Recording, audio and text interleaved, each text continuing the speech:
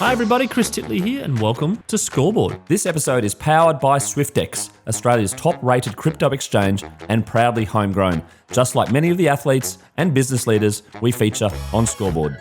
Hi, it's Chris Titley here, and on today's episode of Scoreboard, the podcast, I'm joined by Abbey Willcox. Abby, thank you so much for being part of the series. Thank you very much for having me. We're sitting here on Wednesday the 30th of July in the afternoon in Brisbane. Am I joining you from Brisbane, am I? Yes, I'm in Brizzy, yep. Yeah, how's your day been? Yeah, good, thanks. Just no training today, just full day of work. Just got home and it's been a long day, but Let's talk about your work. What are you up to full time? I've been full-time for the past few years at the Brisbane Broncos. I've been in marketing and game day operations, but now I've moved into more of a part-time role just in game day operations since I've started training more full-time again. So, it keeps me very busy, but I'm often training in the mornings and then going to work in the afternoons, but I really love it. Awesome. And correct me if I'm wrong if I say that what you do is in freestyle aerial skiing. Is that right? Yes, freestyle aerial skiing. So I've been doing that for about 8 years now, 7 years competing on the World Cup circuit, coming up on 8. I was a gymnast originally, but then transitioned into freestyle aerial skiing. Let's go back to the early days of the gymnast. What sparked the interest and what made you love gymnastics? Yeah, to be honest, when I was really young, I was always running around the house and trying to do cartwheels and handstands and the splits and everything. And my mum was immediately like, we just need to put her in gymnastics so she can, stop doing it outside of stop doing it outside of a class in case she hurts herself, so she can actually learn. And from there, I just loved it. I think I had a really natural, I was naturally really strong for a little kid, and I just really loved being able to throw my body around and learning all these new fascinating tricks. In regards to being an individual sport, did you love the individual sport versus the team side of things? To be honest, I've only ever really competed in individual sports, so it's not like I really know what competing in a team sport is like. Like I've done a lot of social sports, which I love, and I love being a part of a team. But I guess at the elite level, individuals all that I've known, and I like it, but there's a part of me that wishes I did do a team sport, because that's, I always, especially at the Broncos, I always see the girls and the guys getting around each other and being part of that team is really cool. In regards to, obviously there's a lot of physical side of things with the gymnastics, and obviously we'll get on to skiing in a second, but in the pressure that you felt in regards to competition in gymnastics, do you go back and did you have fun in those competitions, or were there some moments there you're like, I just don't want to do this anymore? Yeah, I think in gymnastics, I was super young, and I think I took things way too seriously compared to maybe what I should have, and I didn't enjoy it as much as I probably should have back when I was younger, and that kind of took a toll on me, and probably led me to burn out a little bit, to be honest, when I was about 14, 15 years old, because that's when I stopped gymnastics. So I think I didn't know how to, kind of take competitions lightly. And it wasn't until I got older and into aerial skiing that I figured out how to really love the sport. Going back to that sort of, you were pretty hard on yourself by the sounds of things. Is that something which is still pretty prominent, or are you okay now? I was pretty hard on myself, and I would say that most of my skiing career I've been very hard on myself as well.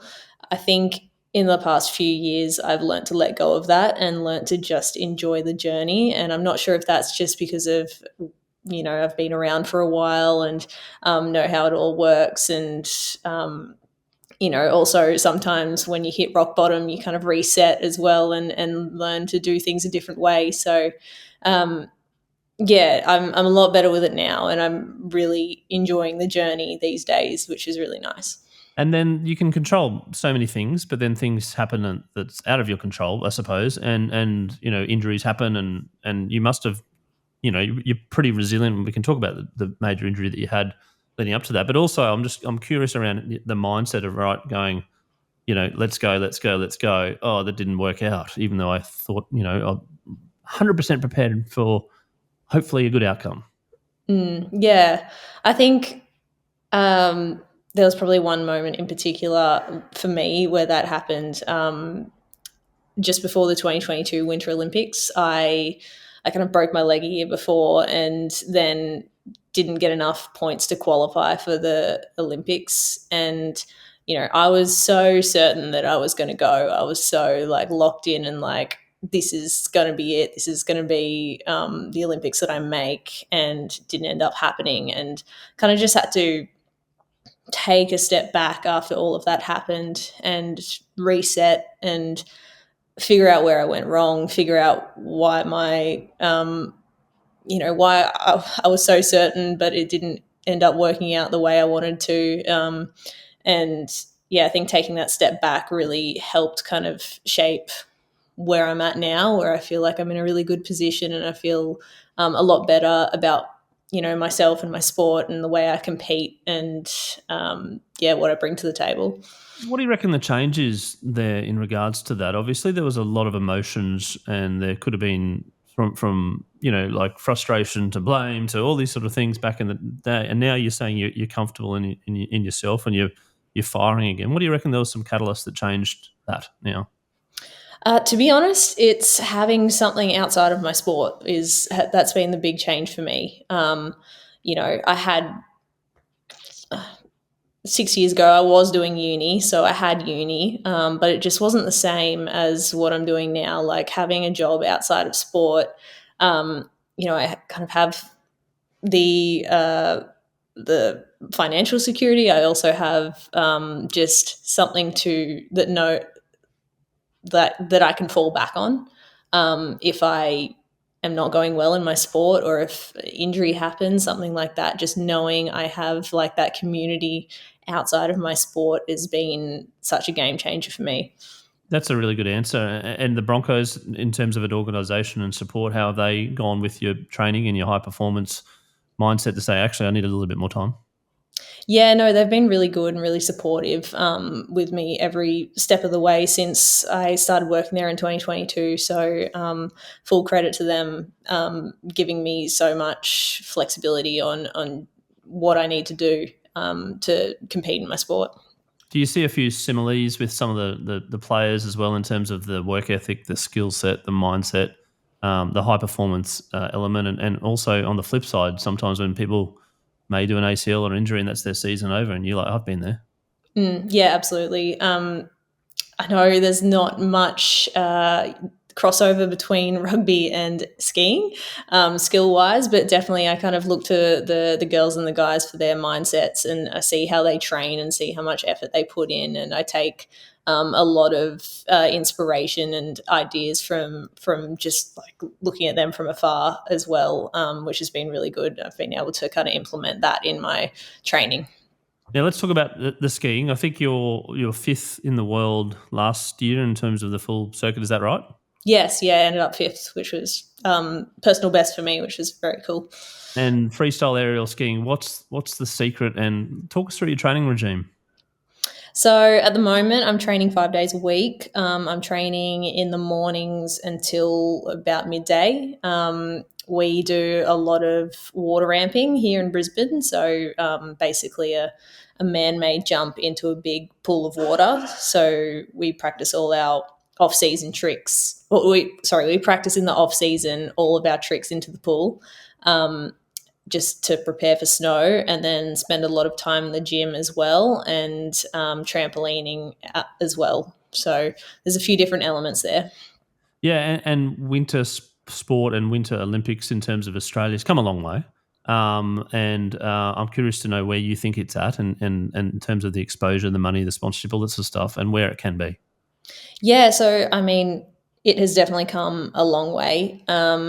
I am really excited to see how we go in these Olympic Games because I think it's going to be the best one yet, to be honest, for the cohort of athletes that we have. There are so many young guns coming through and also so many seasoned professionals that are coming back again. So I think it's growing and it's only going to keep growing because there's a lot more, I would say, funding and support now.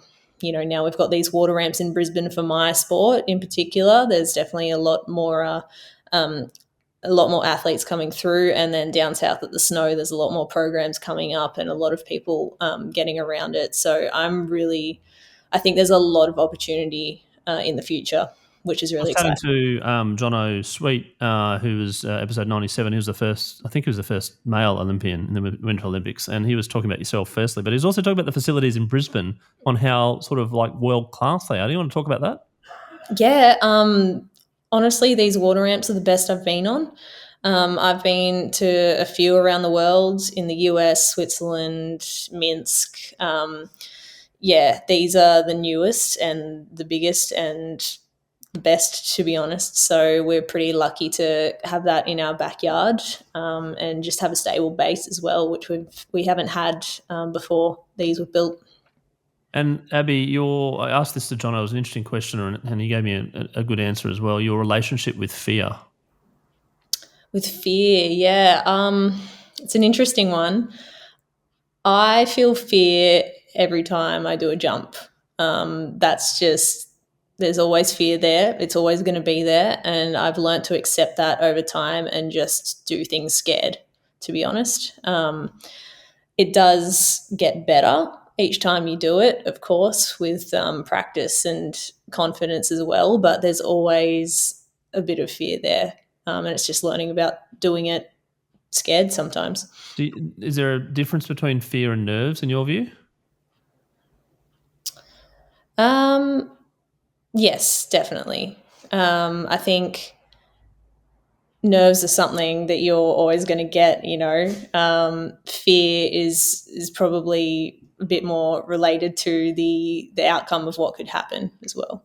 Yep. And then to calm your nerves and to manage your nerves, about what is there some techniques that you use or that you could share, or did you have some problems with nervousness early on in your career, or never a problem? No, I've always been quite a nervous person. I think I've kind of always had a little bit of anxiety ever since I was little, and I found that breathing techniques, especially, have helped me kind of calm down my nervous system. So I rely on those as well as preparing as much as I can for jumping by doing visualization and positive affirmations and things like that. So Yeah, I'm curious about the visualizations. It's a topic that's come up a lot with high performing athletes. I'm curious to know what your visualization strategy is. Is it of the jump? And if it's of the jump, how many times do you visualize it? Or do you visualize? Sometimes it goes into a dark place and visualizes things going wrong. yeah, I try and keep it as positive as I can. It's more visualization of executing the jump well and the feelings behind that. I find it works best when I've got the emotions behind it to go with it, if that makes sense. So yeah, that's really helped me. And what's driving Abbey Willcox? Is there a goal? Is there something to in yourself to be the best at what you do, to give yourself the best shot? Like what's the drive? What's the goal as well? Yeah, I think that's changed over time. I think when I was younger, I was always trying to prove to other people that I could do this sport. There was a point where I got cut from the team because they just kind of didn't think that I had what it took. And my drive then was to just prove them wrong. But also, I wanted to do the sport as well. So it wasn't, I guess, just about proving them wrong. I really wanted to do the sport. So, So I made that work when I was younger. Kind of packed up my things and moved to Switzerland and trained with the Swiss team to try and get back onto the Australian team. Now I would say that I want to be the best athlete and person that I can be. I'm sure that goal is kind of similar to a lot of people's, but it really rings true to me because I think, being the best person I can be outside of my sport also positively comes back into my sport and makes me perform better as well. And I want to get to the Olympics. I want to do the best that I can. I would obviously want to get on the podium as well. That's a long-term goal of mine as well. Yep. It was actually one of the podcasts just on the being the good person was Ali Brigginshaw, and she was just like really honing in when she was a little bit sort of confident, so to speak, early on and sort of doing what she wants because she did really well. But then she got, basically some advice to say about the being the good person thing, and it really hit home in and around some habits. And I'm keen to understand what some of the habits that you have in terms of being a good person. Yeah, I think giving back as much as I can. I'm really passionate about mental health. I've just become an ambassador of the Black Dog Institute, so giving back as much as I can to schools or athletes that could benefit from mental health and research based around that. And just trying to inspire anyone, trying to help out when I can, where I can, just doing good things as much as I can. Yeah, absolutely. And I'm fascinated about your work with Black Dog. What's the ambassador role? Is it speaking? Is it getting out there and talking to people and obviously, spreading the word around, seeking help when needed, etc.? Yeah, so it's essentially Black Dog Institute are really they're leaders in research in this space, and I go out to schools and give a presentation about mental health, also about my sport and my experiences. So it's something that I've kind of battled with myself a little bit, but more so from people around me in my life. So it's really made me want to try and help anyone that might need help, and just kind of share the research and share the information around. Yeah, that's great. Do they sometimes play like a YouTube clip or a video of your jumps, etc.? And when people sort of, well, when you look at that, what do you think? Yeah, they do. And I don't think people really understand how high we flip or what kind of what my sport really is until they see it, and then they finally get it and they're like, "You're absolutely crazy." I'm like, "Yeah, I know, it's a crazy sport for crazy people." But yeah, it's cool to be able to share that with everyone. And what's going through your brain as you go off? Like, is it clear thinking? Are you in the flow, or are you like going, I wonder what I want to have for dinner tonight? No, more often than not, I try and be in the flow as much as I can. But usually I'm just thinking about how to execute the jump well, something technical about the jump, keeping my body tight or dropping my arm here and there or whatever it is that I'm working on. And then the feeling of being aerial versus the flow and the focus. When do you actually feel it? I would feel it probably at the apex of the jump. When I'm at my highest, I'll kind of feel, and I'll feel like if it's a good jump, it's this really nice feeling and this really, flowy feeling. But if it's not, then you're like, oh, let's just try and save this and make it to the ground as quickly as possible. Yeah, and is there any other sports that you've done or you've jumped out of an aeroplane or something which replicates that feeling, or is it completely unique to your sport? You think that this is just something that's next level?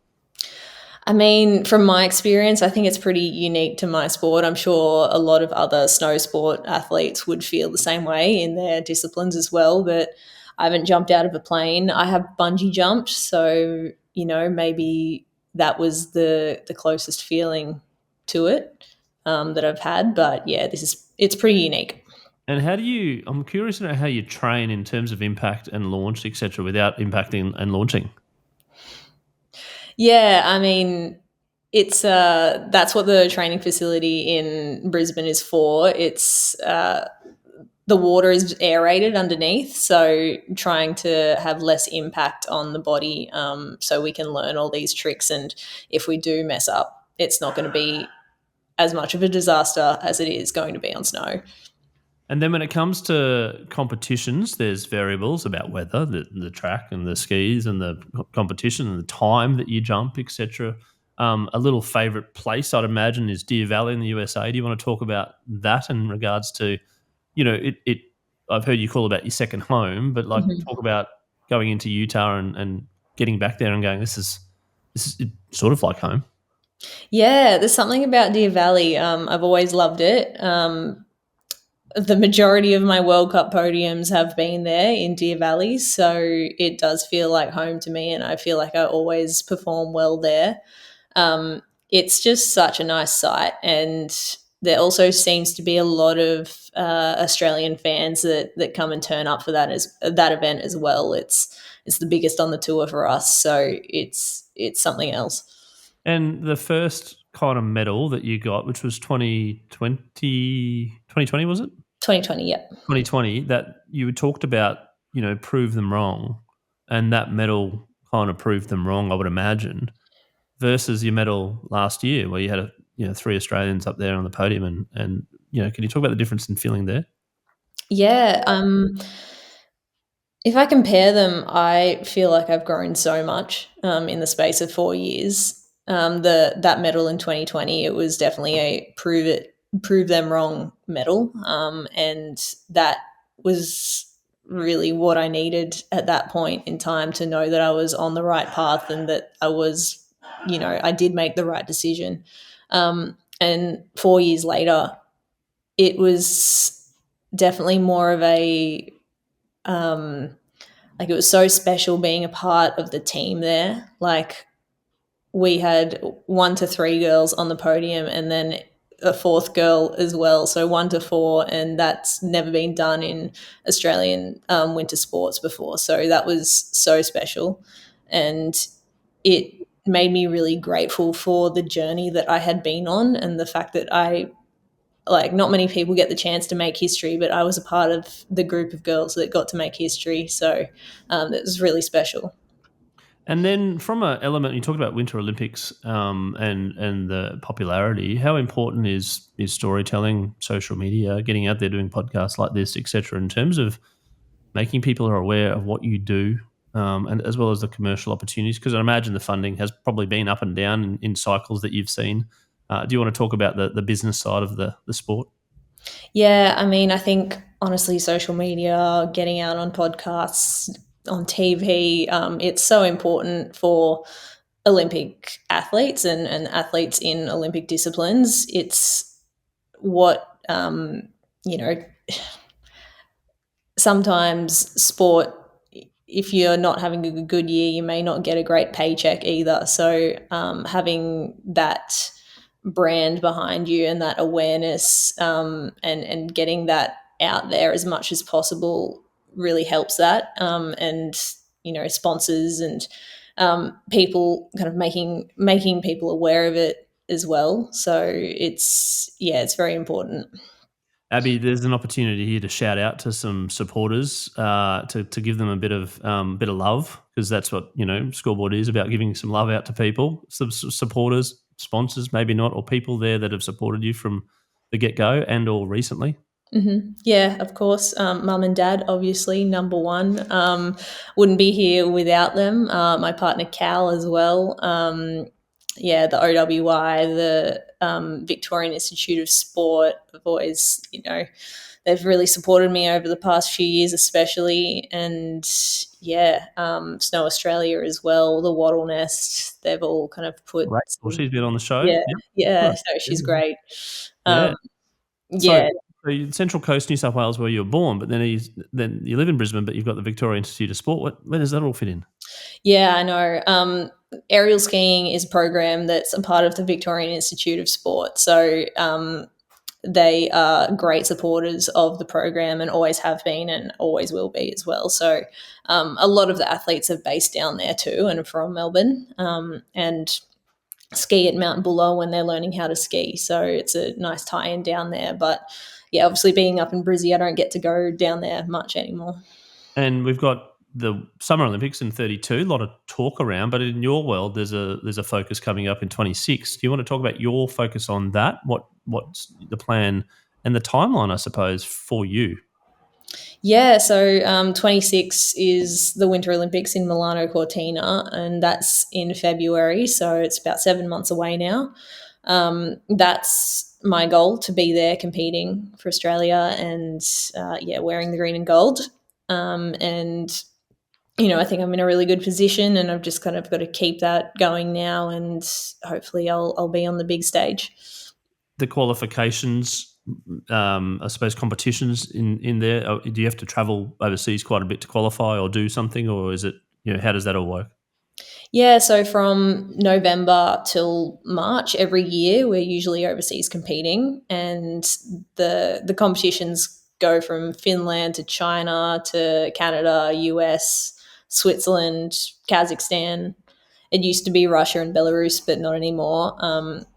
So yeah, it kind of takes you all over the world, and sometimes it feels like each week you're in a different country and in a new area, but it's really exciting. It's really fun to be on the road when you look back at it. At the time, sometimes you're like, oh, this is just dragging on a little bit, but it's a really fun experience being on the World Cup tour.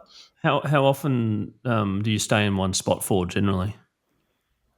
If we've got back to back World Cups, it'll be a different place each week. But if we have like a training camp, it will be about 3 to 4 weeks. Right. So you have to sort of, thicken up your package and get an extra bag and stuff like that because you're traveling for 3 or 4 weeks. Whereas I suppose you can kind of just do, lighter carry on and also suitcase for the smaller amounts, right? Well, I mean, once we kind of pack our suitcase in November, that's it pretty much. We don't Oh, really right. get to come home. Yeah. So it's just a lot cheaper to kind of stay over there instead of coming back and forth from Australia, as well as the jet lag as well. So once we've packed our bags, that's it pretty much. And the times at which you jump, what times of the day are they generally, and how do you prepare for that if it's a bit variable or a bit later or a bit earlier, etc., when it comes to like sleep and food and whatnot? Yeah, I mean, that's one thing I've learned in this world is you kind of expect the unexpected. Things always change. The weather always changes. The timings always change. You've just kind of got to be ready to drop at a drop of a hat. Just go out there and compete.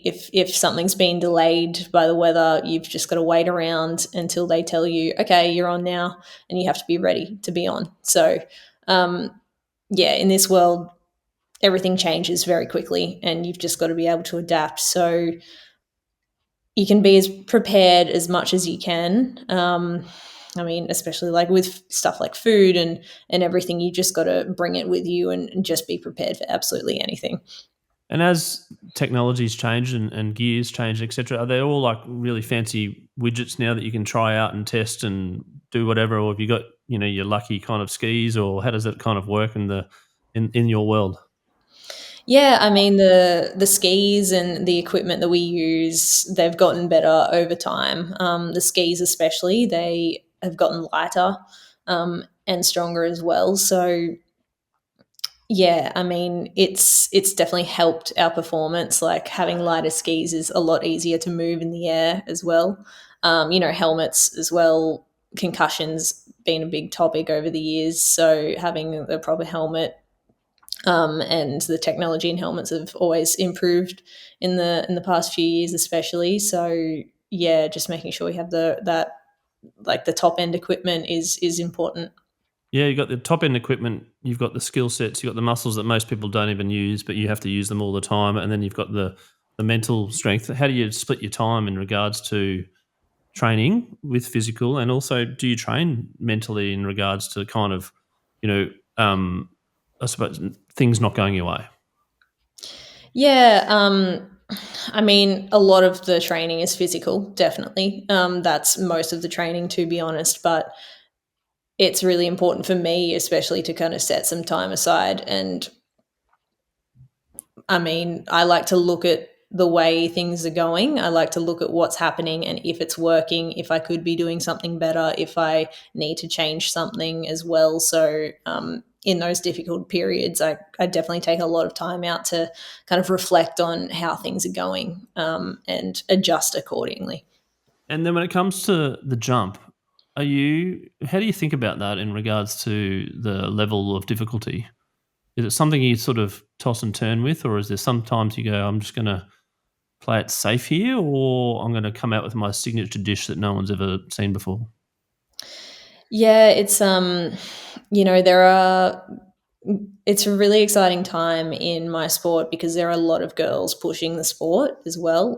There are a lot of girls up on the triple, which I hope to be up there one day, for sure. But yeah, those girls, they're out there pushing the sport every day, and it's really exciting to see. I think the it's really weather dependent, as to when a lot of girls will pull out a big trick or if they will kind of play it safe, yeah, for myself as well. So, it's just about kind of assessing the situation and deciding if it's worth the risk at this point. If the weather's too bad, maybe it's not worth the risk for an injury. Otherwise, yeah, playing it safe in those scenarios is And probably. your experience of risk return in terms of your mindset about pushing the boundaries a little bit, what's the scorecard or scoreboard on that so far? Yeah, I mean, when I'm kind of up there waiting to do my harder skills or wanting to push, my skills and do the new tricks, I just every like it's gone well for me pretty much every time. I've been safe every time. I have broken my leg, before, but that was more of a freak accident rather than me doing a new skill that I hadn't done before. So, take a lot of confidence in that. That's awesome. Brilliant. I love it. And in regards to we're going to go on to you for a second. The scoreboard moment's a moment which I ask for people around. You may have already touched on it, but it's a moment that's pretty vivid, and I don't know, it might be the broken leg. I'm not too sure. About you remember it like yesterday, and from that moment, life changed. Yeah, I think it was not, making the 2022 Winter Olympics for sure. That was a moment where everything changed because I'd been working towards that for so long, and that's all I cared about at that point. That's all I wanted, and, I think it was definitely. I mean, it was hard to get through for sure, with everything that went on at that time, but it was a blessing in disguise because it made me turn to other things, and ultimately made me a better person, made me, better in life, and enjoy my sport more. Go out and find my career and follow that as well. So that was definitely a turning point for me. And then your favorite all-time sporting moment. Hmm. I've got to bring it back to my sport. I really loved it when Lydia Lassler won gold in Vancouver in 2010.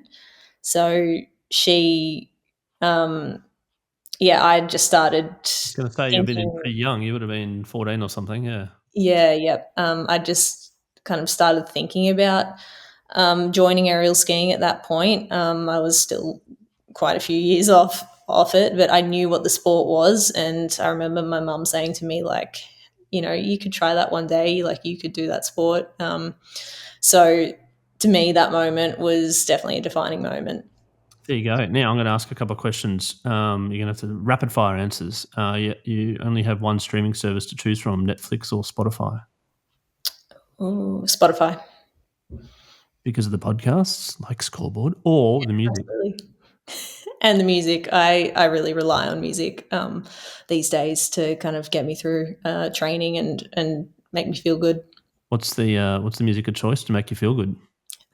I really like 90s, Ah, but I okay, thank also you. like I've got a Australian playlist rock. out there if you want to join. I've got 890 songs on a playlist out there if you want to join the playlist. Oh, absolutely. Yeah, absolutely. You want to do some early 90s music trivia? Oh, no. Well, give me a song. What's your favourite song in the early 90s? uh, oh, I really like Around the World. Yeah, Daft Punk. I don't know. Was Yeah, that late? It might have been late 90s. yeah, Yeah. late 90s. Maybe. Oh, okay. What Yeah. about Jackie, like yeah, one of those types of songs, yeah. yeah. What about like MC Hammer? MC Hammer. Yeah, yeah, I'm New not Kids often. on the Block, very early 90s, that one. But you got so many good bands in the 90s, like the Mm, Chili's came to fruition. I was talking about this the other day. It goes on forever. Pearl Jam. You've got mhm. also things like, I suppose, like the Backstreet Boys, probably early. Oh, like Yep. Take That. Robbie Williams, Oh, yep. pretty big. Yeah. Roxette. Remember Roxette? No, I don't. I'm a little bit older than you. Yeah, I was probably in my 14 when I was listening to Roxette. But anyway, we could go on for hours about that. So, a long lunch with friends or a long run with friends? Ooh. A long lunch just because I am not a great long distance runner. Where would you go for a long lunch? Oh, probably at Howard Smith Wharf somewhere. Oh, yeah, it's like Yep. Greca or Yeah. Stanley. Yeah, Greca. I love Greca. Yeah, it's good, isn't it? Yeah, Brisbane's it's a good addition to the Brisbane foodie landscape. Uh, do you prefer to watch cricket or tennis? Tennis. There's been a few like that. New York or Paris? I've never been to New York, so I'm going to say Paris. Okay, yep. Brisbane or Adelaide? Brisbane. There you go. We got one finally. It's been a while since we got that. Crypto or shares? Cheers. Shares. Okay, but we've got a sponsor that has a platform in crypto, and that's SwiftX, and Mhm. they're Brisbane based actually as well. They're homegrown, and they've got over 1.1 million users in Australia and New Zealand. And their new little catchphrase is, "Where can crypto take you?" And as part of that sponsorship, we do a little segment called the Bucket List, where crypto may take you. Is a question that I ask you around a sporting event that you've never attended that you'd love to attend. Abbey Willcox, what's your bucket list sporting event? Oh, that's hard. I think I'd have to say the Super Bowl. I am not necessarily a fan of NFL, like a big fan, but Super Bowl, I think, is the sporting event that I need to attend in my lifetime. Yes, it's up there with me as well. We've had the Masters, we've had a Wimbledon final recently, we've had a couple of Super Bowls. I just think the whole, like look, that TV ads are going up at $8 million for 30 seconds now or something, like just the hype around the whole week. It's, I've been to an AFL grand final and it is amazing. It is a bucket list thing to do, but like just the whole world's watching. Is there any particular team you'd like to see in the Super Bowl or Ooh. place in the US that you'd like to go see it? Um, I mean, team, probably Philadelphia Eagles. Is that because they fly like you? Yeah, yep, that's it. Just a lot of similar characteristics. There you go. And I've got one final question around. Actually, no, two. One is some advice for some young people that want to enter your sport at that age, maybe 14, where they see you now on the TV and they're like, I want to do that. What's some advice that you can give them? Yeah, it's going to be a wild adventure, and it's going to be really hard, but it's worth it. The places you get to go, the people you get to meet, the feeling of doing a great jump and landing it is nothing like I've experienced before. So, if you are going to take it up, be patient and work hard, and you'll get there. And the importance of a coach and the coach athlete relationships. You want to talk about that as one last question? Yeah, I think it's you spend so much time training and you spend so much time with your coach. It's really important to make sure that your coach understands you and you understand them as well. and it's really important to have the right fit as well. So it's should never be overlooked. Abbey Willcox, thank you so much for taking your time out today to have a chat about your life, about freestyle aerial skiing, I got that right, and about the Winter Olympics coming up, the goal. I wish you all the very best in the coming months from November up until the Olympics and all the preparation that goes with it. And congratulations on your incredible achievements thus far in the sport. And you're very confident in terms of your mindset, and I want to support you where I can in terms of leading up to the Olympics. And let's hope you're in the right spot and the right time and you get to the Olympics and make the most of it. All the best and look forward to catching up. Thank you so much for having me.